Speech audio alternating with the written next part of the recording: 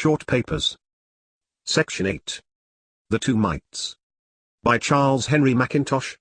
Better known as CHM. Mark 12 verses 41 through 44. And Jesus sat over against the treasury and beheld how the people cast money into the treasury, and many that were rich cast in much. And there came a certain poor widow, and she threw in 2 mites, which make a farthing. How little did these people know whose eye was watching them as they cast in their offerings. How little did they think of being scanned by one whose eye could penetrate the deepest depths of their hearts and read the motives that actuated them in what they were doing. It may be the showy Pharisee was there, displaying his wealth and making a pompous exhibition of his religiousness. Perhaps, too, the cold formalist was there, dropping in heartless routine, his stereotyped coin into the treasury. Jesus saw it all, weighed it all, judged it all. It is well to think on this on every occasion in the which we are called to contribute to the Lord's cause. Well to remember, as the box or the basket is placed in my hand, that Jesus is sitting over against the treasury.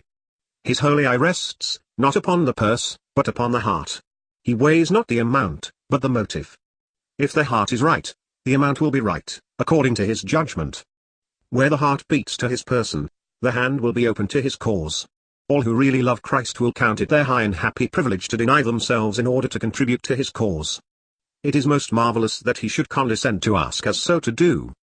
Yet he does so, and it should be our deep joy to respond according as God has prospered us, ever remembering that he loves a cheerful giver, because that is precisely what he is himself, blessed be his holy name. However, the point on which we specially want to dwell in Mark 12 is the act of the poor widow. Amid the crowd of contributors who pressed forward to cast their offerings into the treasury, there was one who particularly engaged the attention of our blessed Lord.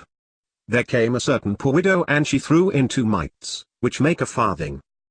Now, that was a very small amount indeed if looked at from a monetary point of view. But think of the offerer.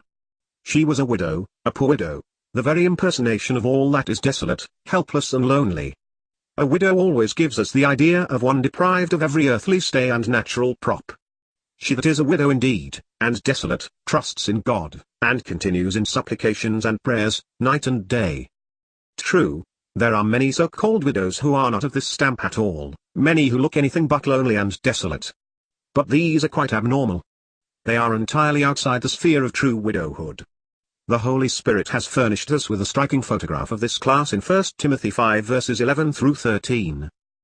But the poor widow at the treasury belonged to the class of true widows. She was one according to the mind of Christ. And he called to him his disciples, and says to them, Verily I say to you, that this poor widow has cast more in than all they which have cast into the treasury. For all, they did cast in of their abundance, but she of her want did cast in all that she had, even all her living.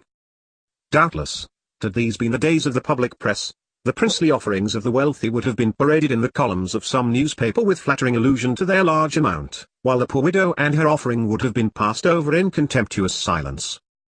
But our adorable Lord thought differently. The poor widow's 2 mites outweighed in his balance all the offerings put together. It is a comparatively easy thing to give tens, hundreds and thousands from our accumulated treasures, but it is not easy to deny self of a single luxury or comfort, to say nothing of a positive necessity. But she gave all her living to the house of her God. It was this which threw her into such moral kindredness of spirit with the blessed Lord himself. He could say, Their zeal of thy house has eaten me up. And she could say, Their zeal of thy house has eaten up my living. Thus she was very near to him. What a privilege! Reader, did you ever notice the shape in which she had her living? Why does the Spirit take such care to say 2 mites, which make a farthing? Why not be content to say, she threw in a farthing? Ah! This would never do. It would not have brought out the real point of exquisite beauty, the true touch of wholehearted devotedness. If she had had it all in one piece, she must have either given all or nothing. Having it in 2, she had the option of keeping half for her own living. And truly most of us would judge it extraordinary devotedness to give to the Lord's cause half of all we possessed in the world. But this poor widow had a whole heart for God. This was the point. There was no reserve whatever. Self and its interests were wholly lost sight of, and she flung her whole living into that which to her heart represented the cause of her God. May God grant us something of this spirit.